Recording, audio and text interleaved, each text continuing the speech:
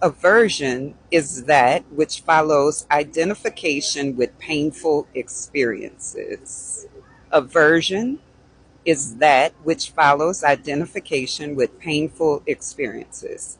Attachment to pleasure, or raja, is a pain bearing obstacle. We attach ourselves to pleasure because we expect happiness from it, forgetting that happiness is always in us as the true self. When we expect joy from outside things, we become attached to those things. If we find that these things make us unhappy, we create an aversion toward them. So, Raja, your likes, and Visa, your dislikes, are impediments on the spiritual path. One we like because it seems to bring us happiness, but the other we dislike because it brings unhappiness. Everyone wants to be happy, yes or no? Is there anything we can think of that doesn't? Even a small worm put in the sun immediately rolls toward the shade.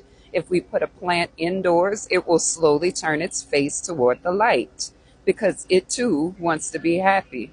Happiness seems to be the basic need of everything in this world, yet rarely does anybody find it. Why? Because happiness is like a musk deer. The ancient scriptures have a fable about this animal, which has a scented spot above its forehead that gives off a musk fragrance. This deer runs here and there in search of the scent, not knowing that the scent comes from its own forehead. I could preach, can it not? Just like that, happiness is already within us. It's all inside, like J.C. Penney. Wherever we go, we reflect our happiness onto people and things. When we see a smiling face and feel happy, it is because the smiling face reflects our happiness. When you see a smiling face and you feel happy, it's because the smiling face is reflecting your happiness. Just as a pure, clean mirror reflects our face beautifully, certain pure, clean faces reflect our happiness. In other faces, our happiness reflects in a distorted way, and we say, I don't like that person. It's absolutely nonsense. No one can ever give us happiness or unhappiness, but they only reflect or distort our inner world. There's no need for you to walk around talking about who makes you this or that. They don't. They reflect what you think. They reflect what you believe. They reflect the way you care about yourself or don't care about yourself. They reflect the ways that the past is still alive in your system. Literally, it's an inside job, and I think people think it's a cliche, but it's really not. At any moment, you can decide that you want to feel different. I do it all the time. At any moment, in whatever circumstance, you can decide that you want to feel different. You don't have to feel the way that you feel. You might feel it, but it's your decision whether or not you stay there. Also, we must understand that people outside of us reflect what's going on inside of us. And so we really have to ask ourselves, am I satisfied? Am I not satisfied? How do I move in resonance with my satisfaction as opposed to fussing, complaining, and such? The hindering thoughts come in two stages: the potential form before they come to the surface and get converted into action, and the manifesting ones that are being put into action.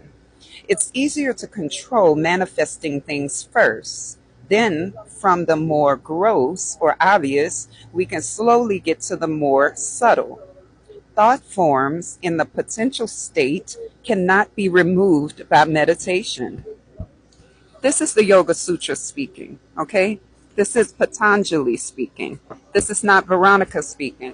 Although I've been telling y'all this for years, there's some thoughts that you cannot move with meditation. And even if you read about Jesus, he says some things come about only by praying and fasting, some things, but other things need a different kind of work. Does that make sense? So let's continue reading. When you meditate on these thoughts, you bring them to the surface. You can't destroy them by this means, but you can see and understand them well and gain control over whether or not they should manifest into action.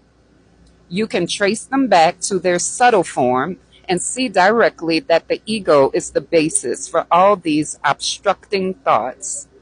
Then, when you transcend the mind in the higher samadhi, even the ego is lost.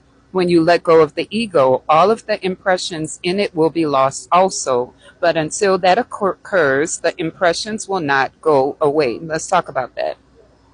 So when we talk about the ego in yoga, we're talking about all the things that we have learned, all the things that we have experienced, all the things that we have accepted as true. So the goal of yoga is to unite us with our divine self, not the mind, with the divine self. And the divine self is not based in the ego. The ego is a byproduct of your brain. You exist without your brain. You exist with your brain. That's the you that I'm talking about. So when you stop identifying with what you think about yourself, what you know about yourself, meaning when you stop holding it of utmost importance, for example, if someone says something about you, you don't get out of sorts, you let them have their opinion. When someone does something that you don't like, you don't get out of sorts, you let them live their life. That's an example of letting the ego go. When you let the ego go and you stop identifying with it, then the patterns go away because there's no pattern for the inner self. Your inner divine self is not living by a pattern. It's infinite, it's indestructible, it's all knowing, it's omnipotent, omniscient, and such.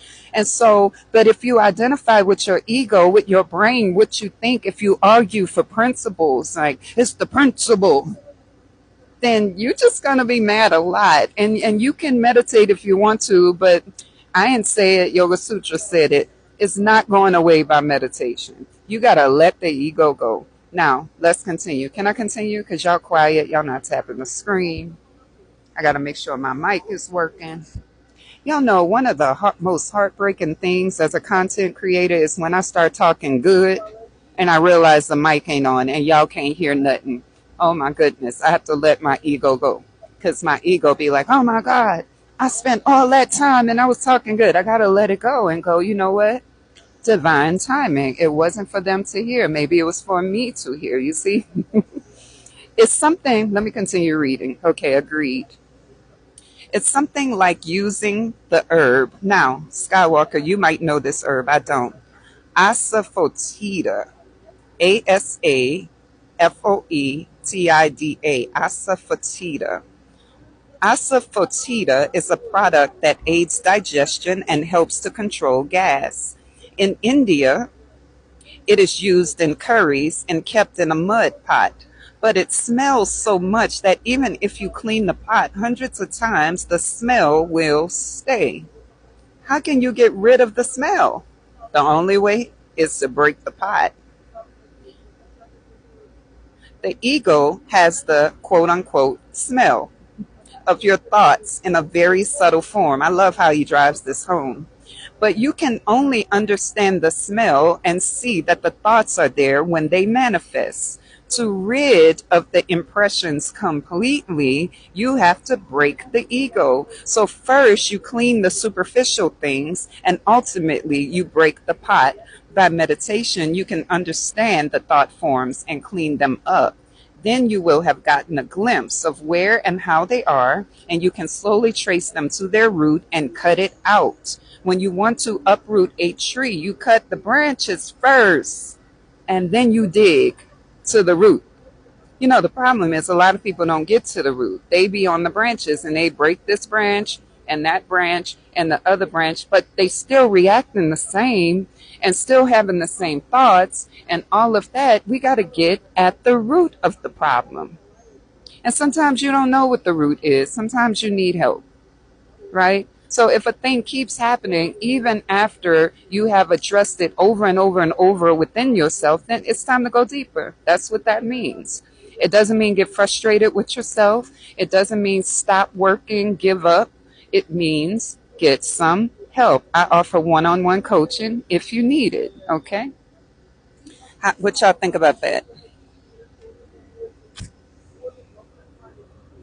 Smell is important, but you know we're not talking about a smell, right, Jan? We're really talking about the ego.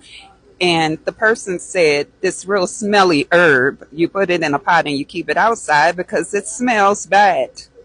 And even after you use it, the pot still smells bad. And you could wash it 100 times and it's still stinky. And he's saying you can meditate till the cows come home on trying to remove thoughts and trying to clear your mind, etc., etc. But you're going to have to break that identification with the ego.